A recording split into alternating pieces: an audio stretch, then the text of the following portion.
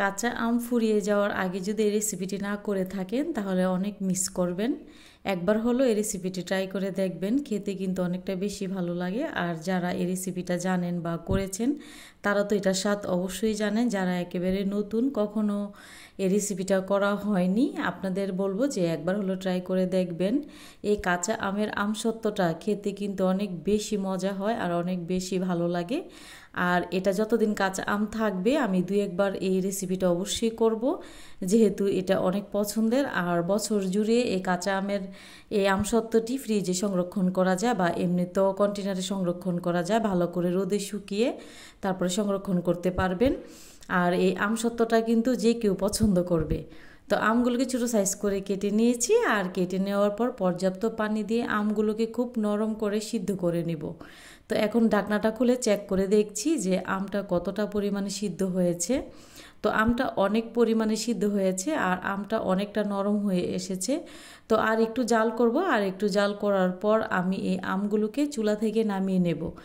আর চুলা থেকে নামিয়ে গরম অবস্থায় একনি ছাঁকনির সাহায্যে আমগুলোকে ভালো করে ছেঁকে নিতে হবে, যেন কোনো প্রকার আটি না থাকে। যারা কন্টিনিউ আমার ভিডিওগুলো দেখেন তারা দেখেছেন যে কিছুদিন আগে আমি একটা আমসত্ত্ব রেসিপি শেয়ার করেছিলাম। তো ওই আমসত্ত্বটা আমি একরকমভাবে তৈরি করেছিলাম। তো আজকের আমসত্ত্বটা আমি একটু ভিন্নভাবে তৈরি করব। এই আজকের আমসত্ত্বটা আমি তৈরি করব টক ঝাল মিষ্টি। আর এই টক ঝাল মিষ্টি আমসত্ত্বটা খেতেও কিন্তু অসম্ভব ভালো লাগে। তো আমের পিউরির মধ্যে আমি এখানে দিয়ে দেব বিট লবণ, আর এখানে দিয়ে দেব সাদা লবণ, আর 1 কেজি আমের জন্য 1 কাপ চিনি যথেষ্ট। আর চিনিটা আপনারা চাইলে আর একটু বাড়িয়ে কমিয়ে দিতে পারেন। তো সবগুলো উপকরণ একটু ভালো করে নাড়াচাড়া করে নেব, আর নাড়াচাড়া করে একটু ভালো করে মিশিয়ে নেওয়ার পর চুলার আঁচ অন করে দেব। আর চুলার আঁচ অন করে দিয়ে আবারও নাড়াচাড়া করে নিব।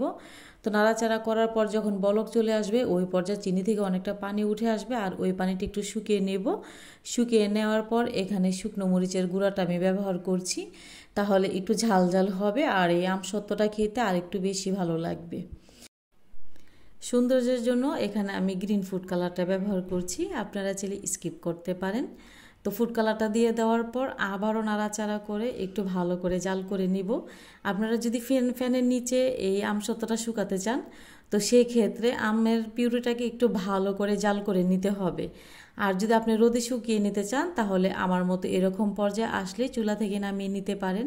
তো আমের পিউরিটা আমার এরকম জাল হওয়ার পর্যায়ে আমি চুলা থেকে নামিয়ে নেব, যেহেতু আমি রোদে এটাকে শুকিয়ে নিব। আর রোদে শুকিয়ে নিলে অনেক দিন পর্যন্ত এই আমসত্ত্বটা সংরক্ষণ করা যায়, আর খেতে কিন্তু অনেকটা বেশি পছন্দ করি, তাই অনেক দিন পর্যন্ত সংরক্ষণ করব, তাই রোদে শুকিয়ে নিচ্ছি। আমি সরিষার তেলটা মাখিয়ে আমসত্ত্বটা রেডি করছি। অনেকে আমাকে কমেন্ট করেছেন যে আমসত্ত্বটা তৈরিতে যদি সরিষার তেল ব্যবহার করা হয় তাহলে সরিষার তেলের নাকি ফ্লেভারটা খারাপ আসে।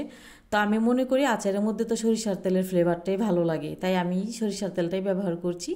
আপনারা চাইলে তেলটা নাও ব্যবহার করতে পারেন যদি ভালো না লাগে। আর রোদে শুকিয়ে নিচ্ছিলাম আমসত্ত্বটা, আর আমার আমসত্ত্বটা অনেকটা ভালোভাবে শুকিয়ে গেছে। তো আপনারা দেখতেই পাচ্ছেন যে কতটা সুন্দর হয়েছে আমসত্ত্বটা। তো রেসিপি ভালো লাগলে শেয়ার করার অনুরোধ রইল। আর আমসত্ত্বটা দেখতেই পাচ্ছেন যে মাশাআল্লাহ কতটা সুন্দর হয়েছে, আর দেখতে অনেকটা বেশি ভালো লাগছে। তো সবাই খুব ভালো থাকবেন, সুস্থ থাকবেন। আল্লাহ হাফেজ, আসসালামু আলাইকুম।